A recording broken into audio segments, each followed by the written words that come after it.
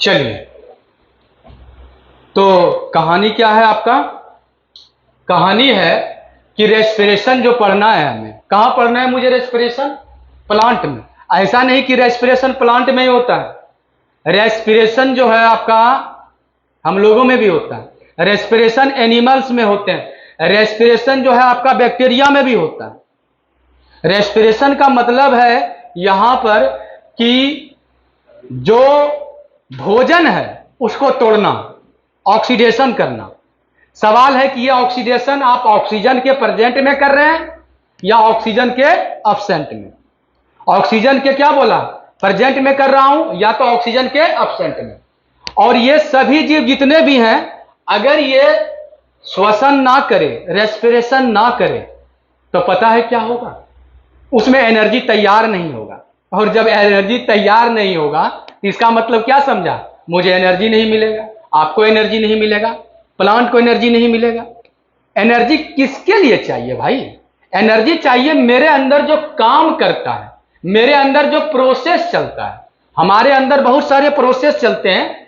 मैंने कुछ एग्जाम्पल लिखा है यहां पर, जैसे एब्जॉर्प्शन, जैसे ट्रांसपोर्ट, जैसे locomotion, movement, reproduction, breathing, digestion, circulation, all process required energy. और ये एनर्जी कहां से मिलेगा आपको? श्वसन के द्वारा। तो मैंने यहां पर एक ही शब्द लिखा है कि सभी जीवों को ऊर्जा की आवश्यकता होती है। वो जीव कौन है? छोटा है, बड़ा जीव है, बहुत बड़ा है, प्लांट है, एनिमल्स है, बैक्टीरिया है, कोई भी है, सबको क्या चाहिए? ऊर्जा। और विभिन्न प्रोसेस के लिए चाहिए। अब सवाल है यहां पर कुछ कुछ छोटा छोटा चीज कि भाई अब यहां पर एक चीज है, सेलुलर रेस्पिरेशन क्या है? कोशिकीय श्वसन, क्या बोलते हैं? कोशिकीय श्वसन। तो थोड़ा सा बात यहां पर लिखो, एक बात को लिख लो, सेलुलर रेस्पिरेशन। सेलुलर रेस्पिरेशन जिसको आप हिंदी में बोलते हो कोशिकीय श्वसन। आई थिंक यही वाला आपका जो समझना है, यही पोर्शन आपके लिए बहुत इंपॉर्टेंट रखता है कि श्वसन को आप समझते हैं क्या है? लोग क्या समझता है भाई? ये जो सांस को अंदर लेते हैं, ये नहीं। ये सांस को जो अंदर लेते हैं ये नहीं। आप जो है सांस को लेते हैं उसको श्वसन कहा जाता है, वो ब्रीदिंग, वह श्वसन का एक क्या है? हिस्सा है। तो यहां पर कोशिकीय श्वसन क्या है? कोशिकीय श्वसन क्या है? तो कोशिकीय श्वसन का मतलब है कि वह प्रक्रिया, लिखिए, लिख लो, यहां पर लिखते चलो, वह प्रक्रिया जिसमें ऑर्गेनिक फूड, जिसको आप बोलते हो कार्बनिक भोजन, को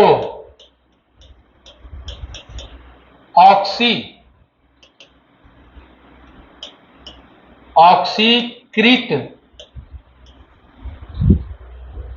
कर, या ज्यादा सिंपल में लिखना है, ऑक्सीकृत की नहीं लिखना है, तो तोड़कर, जो भोजन को क्या करता है? तोड़कर, या तोड़कर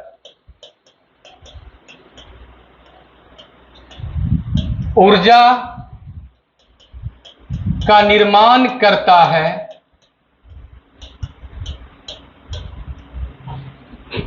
इसे क्या बोलते हो आप? सेलुलर रेस्पिरेशन बोला जाता है। क्या बोलता है बाबा? सेलुलर रेस्पिरेशन कहा जाता है, कोशिकीय श्वसन कहा जाता है, अब यह सवाल है कि सेलुलर रेस्पिरेशन कहां होता है? तो यह प्रक्रिया होती है कोशिका के अंदर। यह कोशिका के अंदर होती है, यह जो है बाहर नहीं होती है बाबा। यह कहां होती है? कोशिका के अंदर।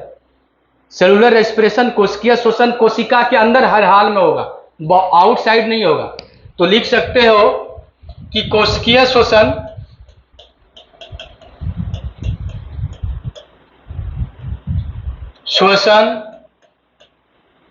कहां होती है भाई? कोशिकीय श्वसन किसमें होती है? कोशिका के अंदर होती है। कोशिका में होती है तो हो जाएगा, कोशिका में होती है।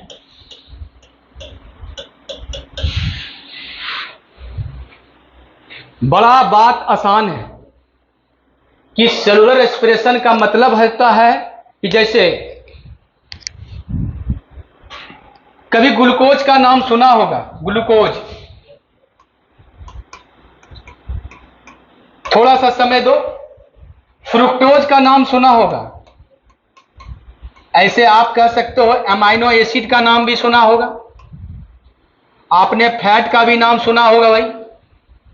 ये सब क्या है आपका? ये सब जो है आपका क्या है? ऑर्गेनिक फूड है। ये पहले सेल के अंदर पहुंचता है। जैसे सेल में पहुंचा तो ये सबको स्टेप बाइज तोड़ा जाता है। क्या किया जाता है? Stepwise. अचानक नहीं टूटता है। अचानक अगर टूटेगा तो इतना अचानक में एनर्जी उत्पन्न होगा ना तो सेल यूज कर पाएगा, समझ गए, और वो एनर्जी बर्बाद हो जाएगा। यहां तक कि हो सकता है सेल भी घायल हो जाए। अचानक जब ज्यादा एनर्जी मिलता हो तो कोई भी क्या हो सकता है? सिस्टम खराब हो सकता है। तो ये सेल क्या किया कि ये जो भी कार्बनिक आपका भोजन है, कार्बनिक भोजन क्या होता है? कार्बन का बना हुआ भोजन। किसका? कार्बन का बना हुआ भोजन। इसको आपने क्या किया? इसको सेल के अंदर पहुंचाया। इसको स्टेप बाइज आप तोड़ोगे। यहां देखो, सिंपल बात मैंने बोला तोड़ना, लेकिन सच बताएं ये आप नहीं लिख सकते, क्योंकि ये तोड़ना नहीं लिखना है। आपको लिखना क्या होगा? ऑक्सीकृत करना या ऑक्सीकरण करना। ऑक्सीकरण का करने का मतलब आपको मैंने पहले बताया है, और तुम जानते हो केमिस्ट्री मेरे से बहुत अच्छा है आपका, कि भाई कोई भी कंपाउंड है अगर उससे हाइड्रोजन हट गया तो क्या हो गया? ऑक्सीकरण। या इससे क्या जुट गया? ऑक्सीजन जुट गया तो भी क्या हुआ? ऑक्सीकरण। या इस कंपाउंड से इलेक्ट्रॉन का लॉस हुआ तो भी क्या हुआ? ऑक्सीकरण को 3 तरह से हम डिफाइन कर सकते हैं। मैं अपनी तरह से बोल रहा हूं भाई, और भी होंगे डेफिनेशन, और भी डेफिनेशन हो सकता है, मगर 3 तरह से आपको, एक बायोलॉजी की दृष्टि से, एक केमिस्ट्री की दृष्टि से आपको याद रखना पड़ेगा। 3 तरह से, क्योंकि कब कौन काम आ जाए इसका कोई गारंटी नहीं है। कब कौन काम आ जाए इसका कोई गारंटी नहीं है। जैसे अभी जितना भी काम आएगा आपको पता है कैसे आएगा? बस यही हाइड्रोजन का हटना। ये जितने भी रेस्पिरेशन में प्रोसेस देखेंगे सब चीज आपको यही दिखेगा कि कोई कंपाउंड है उससे हाइड्रोजन अगर हटा, हाइड्रोजन हटा का मतलब माइनस हुआ, तो जानते हो आप उसको क्या बोलोगे? उसको क्या बोलोगे? ऑक्सीकरण। क्या बोलोगे? मैंने तो बोला ये पेन है भैया, ये पेन से हाइड्रोजन हटा तो इसका क्या हुआ? ऑक्सीकरण। ऑक्सीजन जुटा तो भी क्या हुआ? ऑक्सीकरण। और लॉस ऑफ इलेक्ट्रॉन हुआ तो भी क्या हुआ? तो कोई भी अननोन कंपाउंड कहीं भी आपको दिखे जिससे ऑक्सीजन, भाई क्या होता है? जिससे ऑक्सीजन क्या होता है? जुट जाता है, उसका ऑक्सीकरण होता है। जिससे हाइड्रोजन हट जाता है उसका क्या होता है?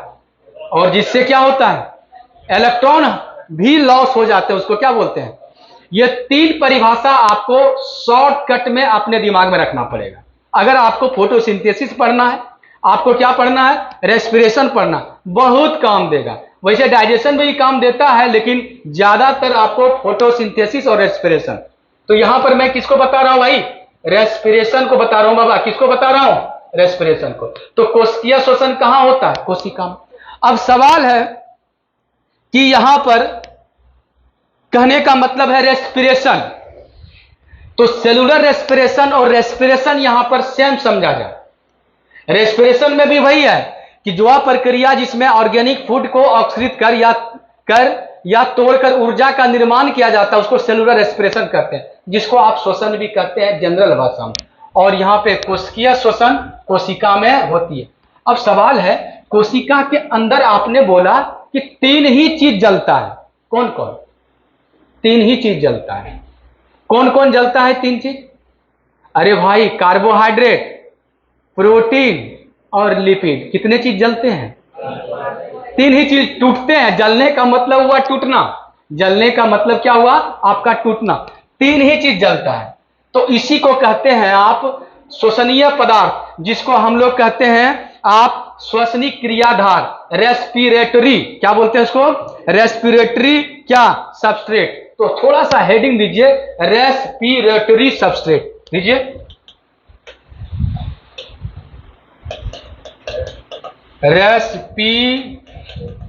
Respiratory substrate. सबस्ट्रेट का मतलब होता है भाई सामान, जिसको आप कहते हो क्या? पदार्थ। लेकिन अगर आप एनसीईआरटी का लैंग्वेज लिखना चाहते हो तो यहां पर लिखना पड़ेगा श्वसनीय क्रियाधार। क्रियाधार, यह एकदम सिंपल सा बात है। श्वसनीय क्रियाधार, श्वसनीय क्रियाधार लिख सकते हैं, आराम से लिख सकते हैं, इसमें कहीं कोई दिक्कत नहीं है।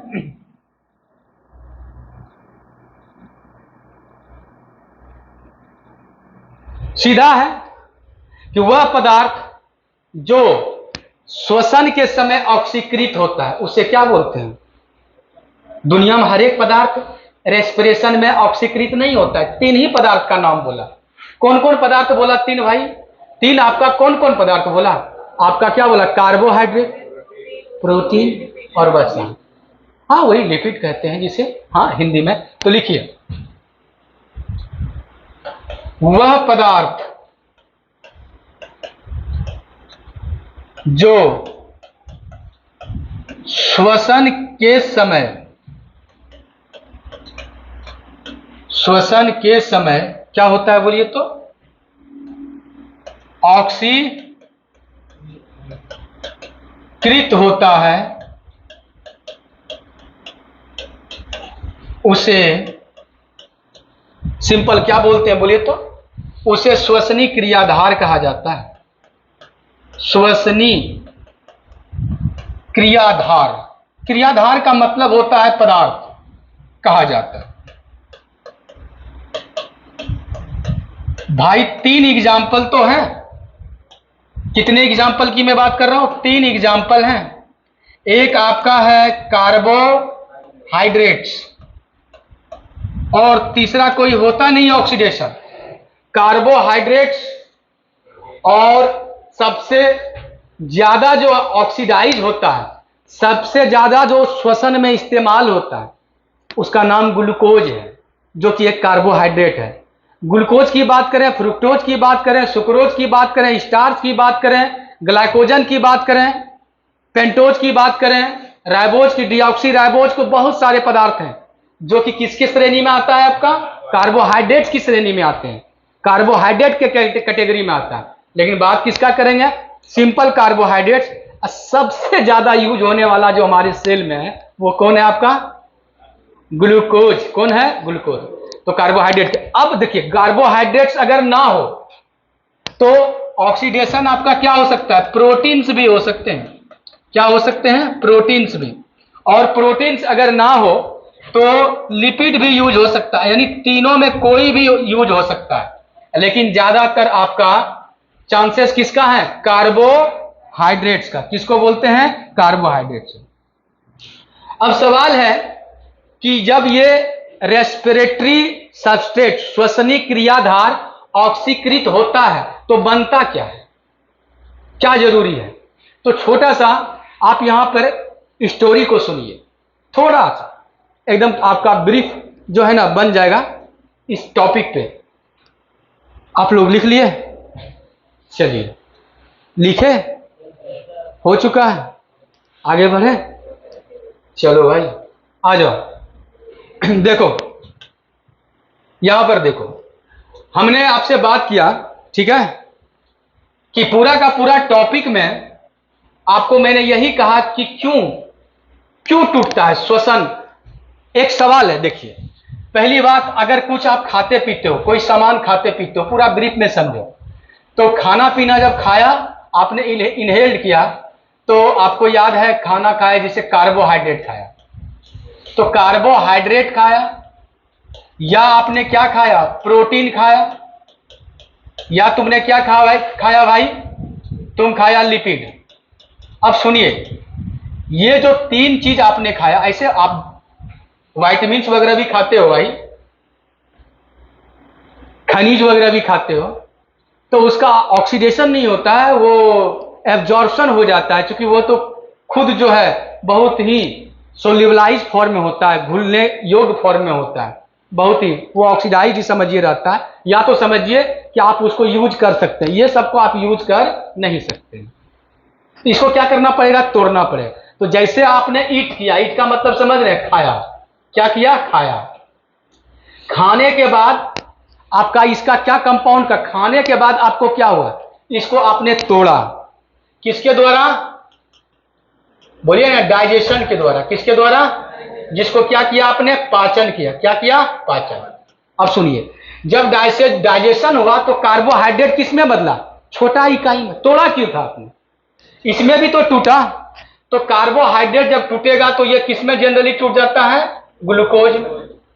और प्रोटीन जब टूटेगा लास्टली तो किस में होगा, एमाइनो, बोलिए, एसिड्स में, एमाइनो एसिड्स में। और बाबा लिपिड सब टूटेगा तो दो चीज से बना हुआ होता है लिपिड, पता है। अरे वाह, इधर सुनिए, ग्लूकोज ग्लूकोज ग्लूकोज मिलकर के आपका स्टार्च बनाता है। तो स्टार्च क्या है, कार्बोहाइड्रेट। आलू में क्या होते हैं, स्टार्च होते हैं। तो जब जब खाया तो इसको डाइजेशन किया तो किसमें बदलेगा, जो सबसे छोटा इकाई है। सबसे छोटा इकाई क्या है आपका, ग्लूकोज। प्रोटीन का उसी तरह सबसे छोटा इकाई क्या है आपका, एमाइनो एसिड्स। और लिपिड का सबसे छोटा इकाई दो ही चीज से बना होता है, जिसका नाम है फैटी एसिड और ग्लिसरॉल। क्या नाम है बोलिए तो,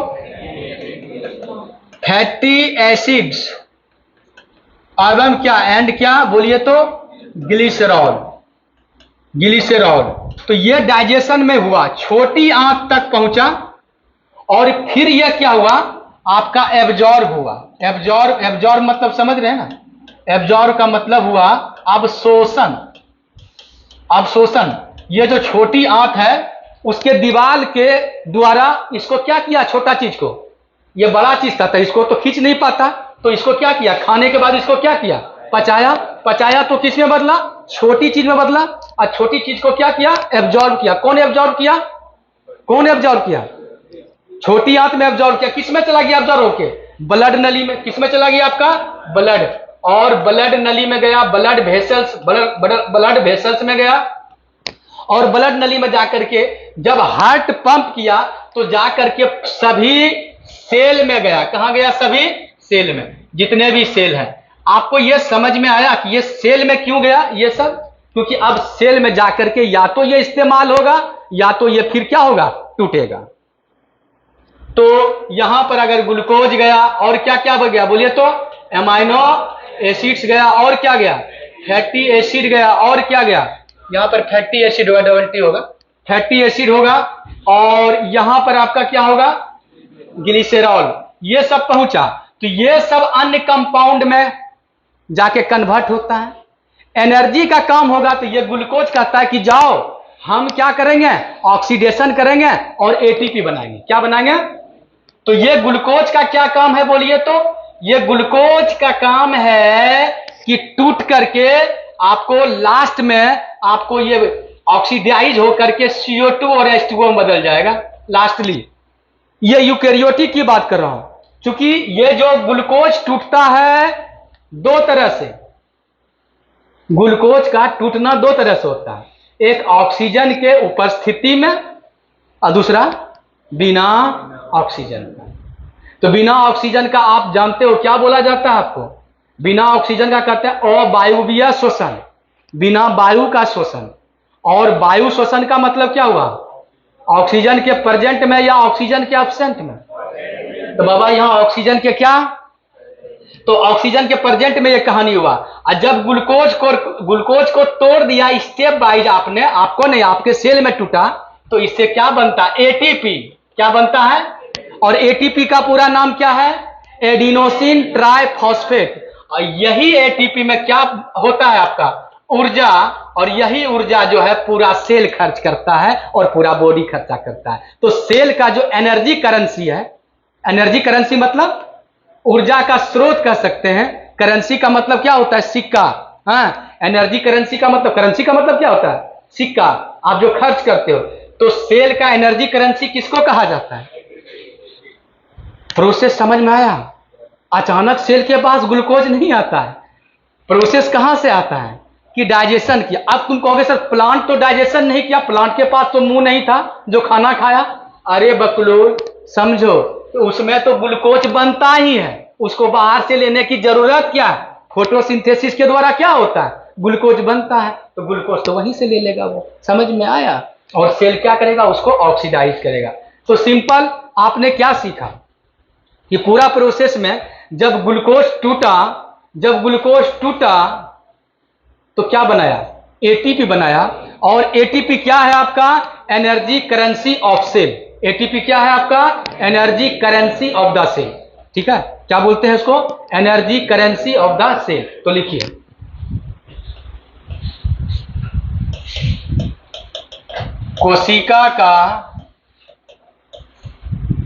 कोशिका में लिखिए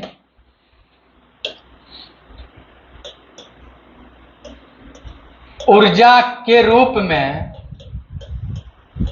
क्या खर्च होता है आपका, बोलिए तो। बहुत अच्छा, पूरा नाम भी लिख दे क्या? चलो लिख देता हूं, एडिनोसिन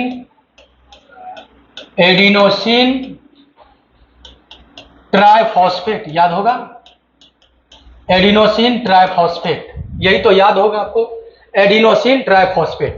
कोशिका में ऊर्जा के रूप में एटीपी खर्च होता है। क्या होता है आपका, एटीपी खर्च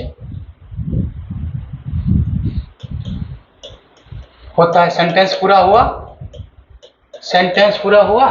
कोशिका में ऊर्जा के रूप में एटीपी खर्च होता है, अतः एटीपी को एनर्जी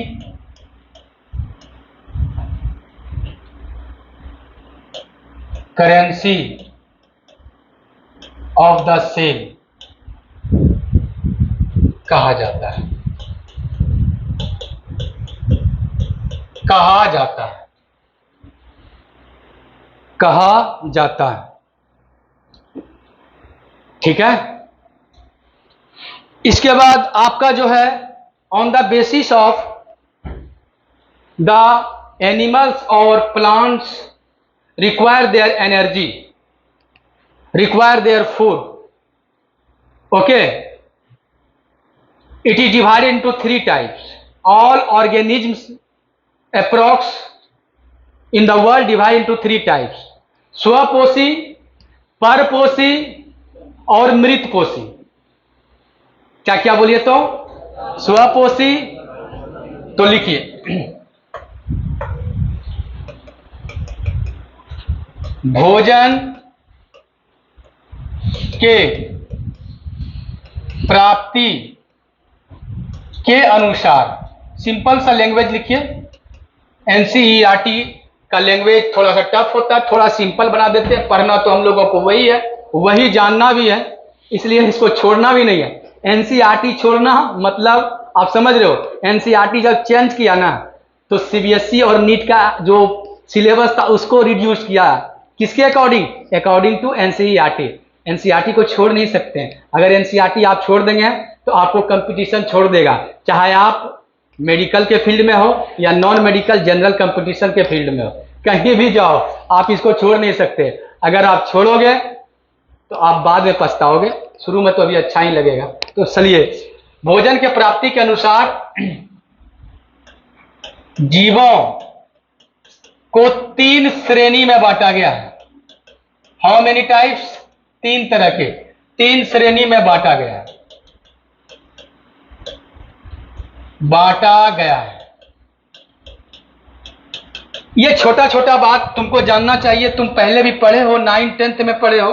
अगर नहीं भी पढ़े हो तो थोड़ा सा उसको क्या करना है, रिवाइज कर लेना है और उस पर क्या करना, अमल करना। जैसे मैंने कहा, यहां पर आइए, यहां फर्स्ट इसको आप जानते हो, ऑटो ऑटोट्रॉफ्स।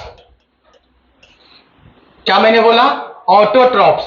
इसको तुम जानते हो, इसको क्या बोलते हैं? स्वपोषी।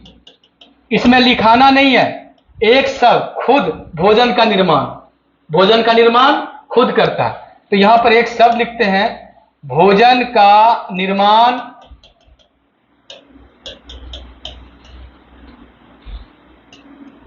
स्वयं करता है, स्वयं करता है। चलिए, वो सभी जीव, जैसे एग्जाम्पल तुम्हें याद है या याद नहीं है आपको? हरे पादप, जितने भी हरे पादप हैं सब अपने से भोजन को निर्माण करता है। अब भोजन पकाना नहीं समझ लेना रे बाबा, हाँ ऐसा होता है। हाँ, ऐसा नहीं कि मैंने पिछली बार बोला था कि देखो भोजन का निर्माण जो करता है उसको क्या बोलते हैं? स्वपोषी। तो बोलता है सर लॉज में हम तो खुद खाना बनाते हो, तो वो आप पकाना बोलते हैं। हाँ, उसको आप खाने के लिए क्या है बनाया नहीं है, आपने स्टार्च और चावल कहीं बनाया नहीं है, आप तो उसको सिर्फ इस्तेमाल किया, बस कुकर मारा और सीटी मारा, इसके बाद कुकर में डाल के सीटी मारा और खाया। तो वो क्या हुआ? ऑटोट्रॉफ नहीं है। ऑटोट्रॉफ्स मतलब समझ रहे हो? स्वपोषी। दूसरा है आपका, अगर मैं बात करूं तो हेटेरोट्रॉफ्स है। क्या है आपका? हेटेरोट्रॉफ्स है। ये हेटेरोट्रॉफ्स क्या है आपका? वैसे जीव जो दूसरे पर निर्भर करता है। खुद हम लोग भी हैं, अपना खाना खुद नहीं बना पाते हैं, खाना बनाते हैं, वो जो खाना का सामग्री है उसको नहीं बना पाते हैं। हम किस पर निर्भर करते हैं? हरे पौधों पे। तो इसको क्या बोलते हैं भाई? परपोषी। क्या बोलते हो? परपोषी। हाँ, दूसरों पर निर्भर। क्या बोले तो? हाँ, किस पर? भोजन के लिए दूसरों पर निर्भर। भोजन के लिए किस पर? दूसरों पर निर्भर। ज्यादा आपको सेंटेंस नहीं बनाना है, निर्भर करते हो। कहीं कोई दिक्कत? एग्जाम्पल खुद ले लो भाई, जितने भी जंतु हैं, ज्यादा कुछ दिमाग लगाने की जरूरत नहीं है। और तीसरा श्रेणी जो बहुत ज्यादा तो नहीं प्रसिद्ध है, जिसको हम लोग कहते हैं सेप्रोट्रॉफ्स, इसको बोलते हैं मृतपोषी।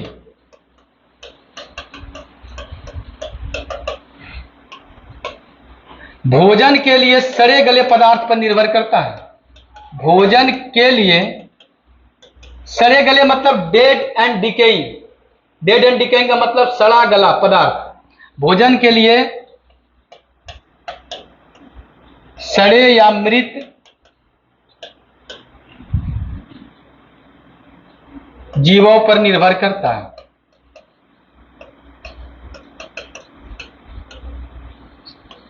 निर्भर करता है। कहानी तो आपने सुना होगा, जितने भी बैक्टीरिया होते हैं लगभग, कुछ बैक्टीरिया को छोड़ करके, ये दूसरे पर, यानी कि सूक्ष्म जीव की बात करूं। किसकी बात करूं मैं? सूक्ष्म जीव की बात। आप भी कर लो भाई, सूक्ष्म जीव जैसे बैक्टीरिया। और कवक का नाम सुना है? कवक नहीं सुने हो? गोबर छत्ता कहा जाता है इसको। मशरूम का नाम सुने हो? मशरूम खाए भी होंगे आप, मशरूम। तो वो सब जितने भी हैं वो सब क्या है? देखेंगे कि वो जो गांव में नरुआ वगैरह होता है, पुआल वगैरह होता है, खेती करते हुए देखोगे ना तो सड़े गले चीजों पर देगा, पानी से भिगो देगा। उसमें क्या करता है? उस किसका खेती करता है आपका? ये किसका? सॉरी, कवक में क्या? वो मशरूम। क्या बोले? मशरूम। मशरूम जो है कवक के किंगडम में आता है। किसके में? कवक में। तो ये सब जितने भी चीज हैं, ज्यादा करके कवक, सूक्ष्मजीव, ये सब क्या है? मृतपोषी हैं। जिसमें हम आपको यहां पर एक एग्जांपल लिख देते हैं, मशरूम्स, छत्ता जिसको बोलते हैं। तो ये आपको मैंने इसलिए बताया कि आप जान लो कि किसी में अगर कार्बोहाइड्रेट मिलता है तो कहां से मिलता है। अगर ऑटोट्रॉफ्स है तो उसको कार्बोहाइड्रेट खुद बनेगा, उसके अंदर लेने की जरूरत नहीं।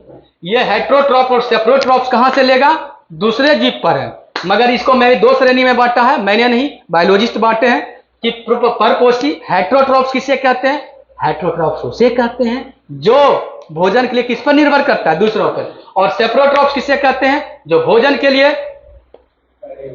सड़े गले पदार्थों पर निर्भर करता है। तो आई होप तुमने सब समझा होगा। अगर नहीं समझा होगा तो फिर ये टॉपिक को हम लोग डिस्कस करेंगे आगे। इसके बाद आगे हम लोग टॉपिक देखते हैं कि क्या कर पाते हैं। ओके, तब तक आपका जिसका छूटा है वो अभी देख लेंगे आप। ओके।